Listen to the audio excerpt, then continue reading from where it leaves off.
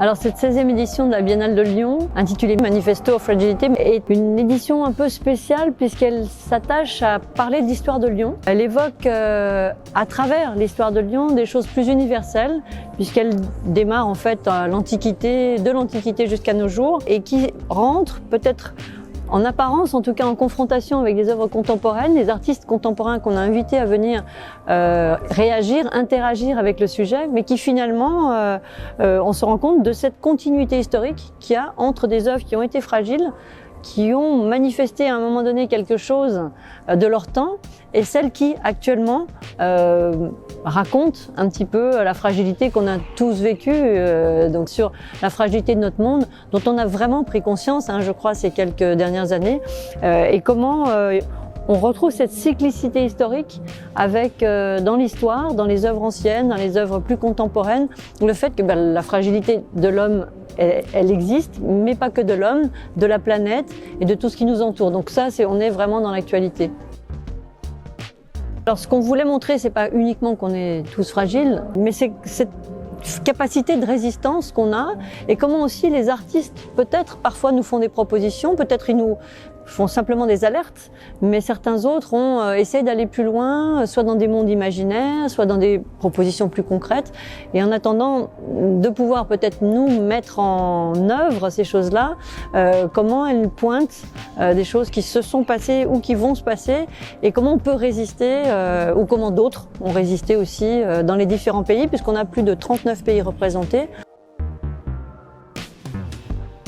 Alors ici, on se trouve par exemple dans l'œuvre de Hans Op de Beeck, qui est une espèce de camp qui aurait été totalement abandonné. L'humain a disparu, mais on a toutes les traces, comme si le départ venait de se faire et qu'il s'était passé quelque chose. Alors on est dans peut-être une histoire de volcan, mais c'est peut-être une histoire de guerre nucléaire, peut-être une histoire étrange où la couleur a disparu.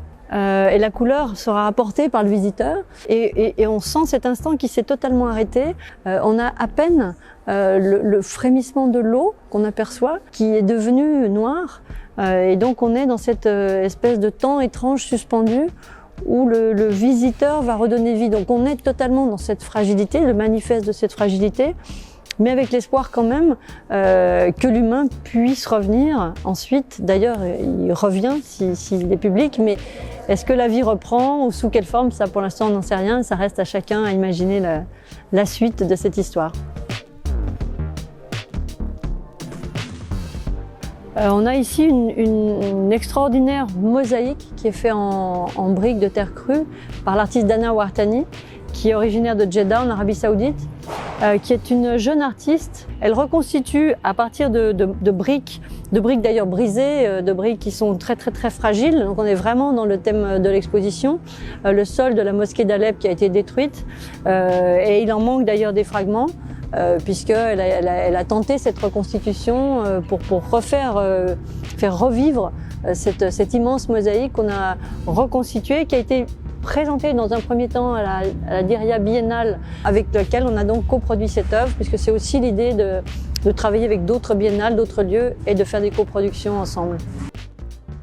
En discutant avec Grégory Doucet, le maire de Lyon, en évoquant le sujet global de cette fragilité, il nous a proposé d'utiliser le musée Guimet, presque en l'état, on va dire, et c'est ce qui nous intéressait aussi, c'était cette façon de faire revivre un instant, en tout cas, ce musée. Et donc, les commissaires ont même imaginé un parcours qui ne rentre pas par la grande entrée, mais par les coulisses, par les réserves, par les bureaux, par les ateliers.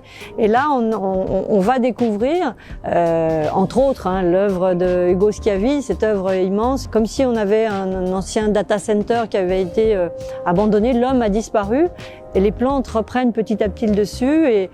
Et en fait, c'est une nouvelle vie qui commence, peut-être sans l'humain, mais en tout cas, dans ce musée, la vie reprend. Voilà, c'est peut-être un signe de reprise de ce qui va se passer après.